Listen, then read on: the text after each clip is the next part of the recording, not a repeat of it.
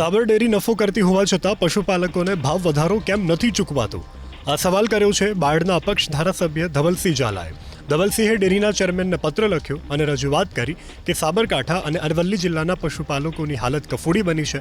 એવામાં 3 થી 4 દિવસમાં દૂધ ઉત્પાદક સભાસદોને બોનસ ચૂકવવા માંગ કરી છે. તો બીજી તરફ ડેરીના એમડીએ ચેરમેન અને વાઇસ ચેરમેનની ચૂંટણી બાદ નિર્ણય લેવાની વાત કરી. આ 3.5 લાખ જેટલા પશુપાલકો આજે એમની જરૂરિયાત જે હોય એ આ હોય છે, જે પશુપાલકોનો ડિફરન્સ ભાવનો, દૂધ ઉત્પાદકોનો આ જે ભાવ ડિફરન્સ છે અને એનો જે જમા થઈને મળતો હોય છે એ આશરે 400 થી 500 કરોડ રૂપિયા હોય છે. એ નથી મળતા, એના કારણે આજે પશુપાલકો તકલીફમાં છે. પણ આ વર્ષે લોકસભાના ઇલેક્શનના કારણે અમારું જે માર્ચ મહિનામાં નિયામક મંડળનું જે ચૂંટણી પ્રક્રિયા પૂર્ણ થઈ ત્યારબાદ અમે ચેરમેન અને વાઇસ ચેરમેનની ચૂંટણી માટેની દરખાસ્ત મોકલાવી દીધી હતી માર્ચ મહિનામાં. અમારો અંદાજ મુજબ અમે 15 જુલાઈની આજુબાજુ ખેડૂતોને ભાવ વધારો ચૂકવી દઈશું. જો ચૂંટણી પ્રક્રિયા સારી રીતે પૂર્ણ થઈ જાય તો કોઈ વિઘ્ન વગર, તો 15 જુલાઈની આજુબાજુ અમે ખેડૂતોને ભાવ વધારો ચૂકવી દઈશું.